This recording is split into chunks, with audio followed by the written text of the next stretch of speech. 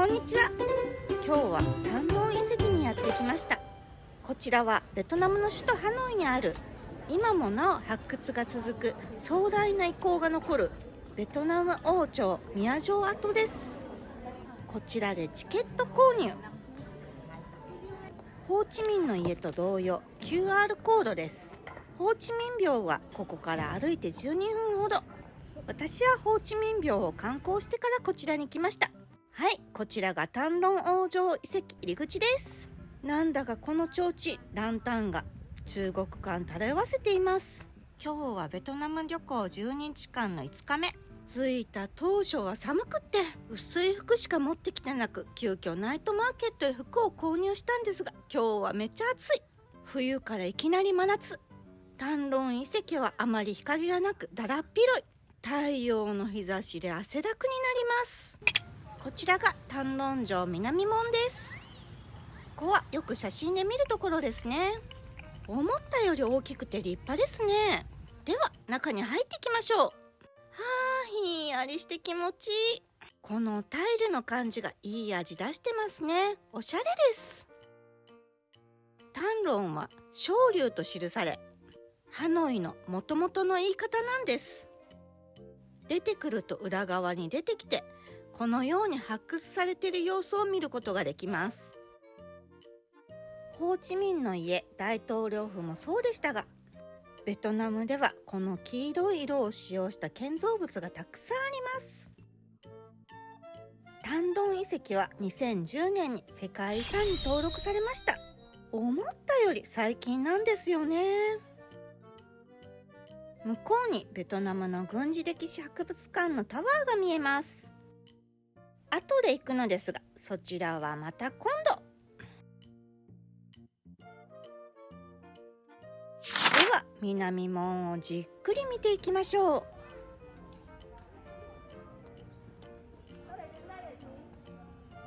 横に行くと階段があり、登ることができます。登って見上げるとこんな感じ。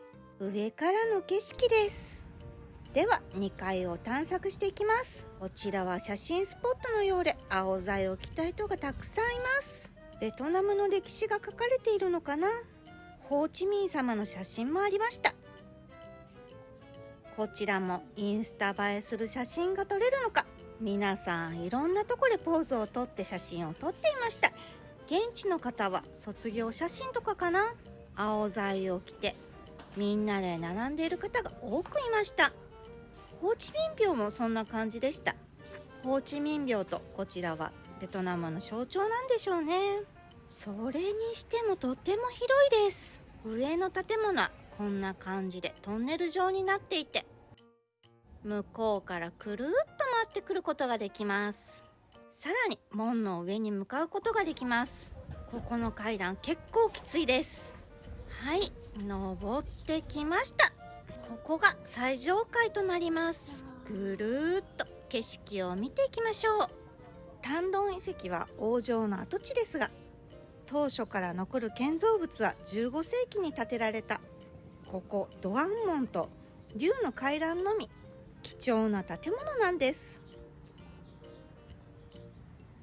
階段のとこにもありましたが、このハスの花のライトが可愛いですね。一周するとこんな感じでした。では南門を後にしてさらに奥に進んでいきます。途中こんな可愛い絵が描かれていました。ほら、皆さん青材着て撮影しています。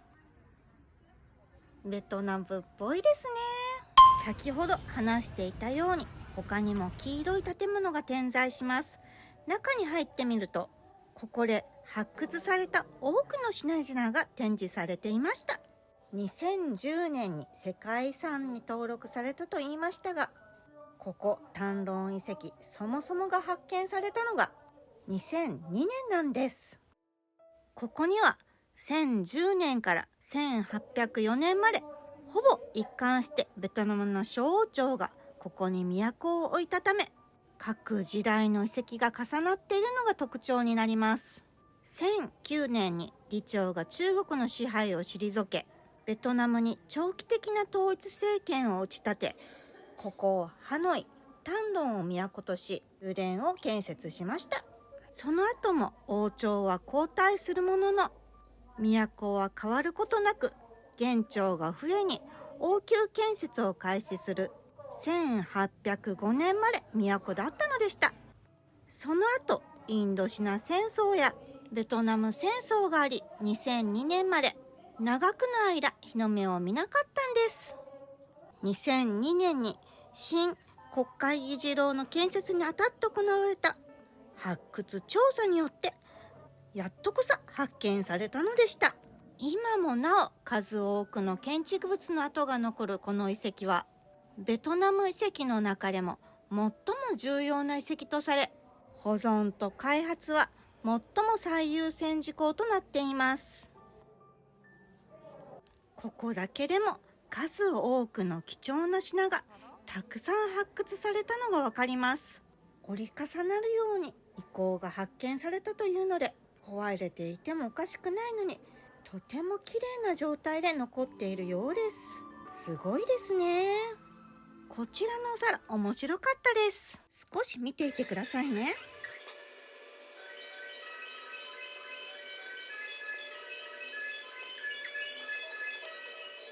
先ほどのように展示に工夫されたのもあり、とても見応えがありました。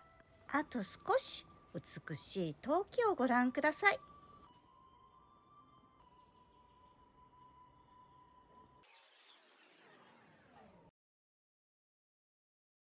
はい、外に出てきました。次に行きましょう。とにかく広いんです。さらに奥に進んでいくと、キンティエン宮殿に続く竜の階段が現れました。立派ですね。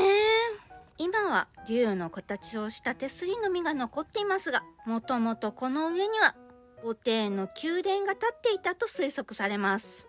今はその代わりに資料館として残っています。映像が流れていたのでしばらく聞いてみましょう。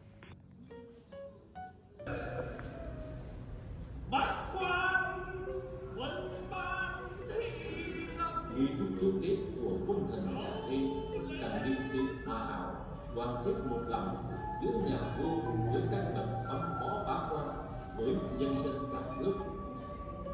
宮殿だからか先ほどの資料館と違い華やかな印象です。昔はもっと美しく豪華絢爛だったんでしょうね。映像もそんな感じでしたね。映像を見ていて思ったんですが、知らない方もいると思いますが、漫画の薬屋の独り言を思い出しちゃいました。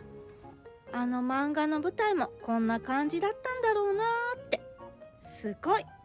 外の手すりも細かな細工ですごかったですが、こちらもすごいです。竜が好きなんですね。やっぱり立派ですもんね。王朝の暮らしぶりが垣間見れて面白かったです。はい、外に出てきました。ほんと薬屋の独り言の世界です。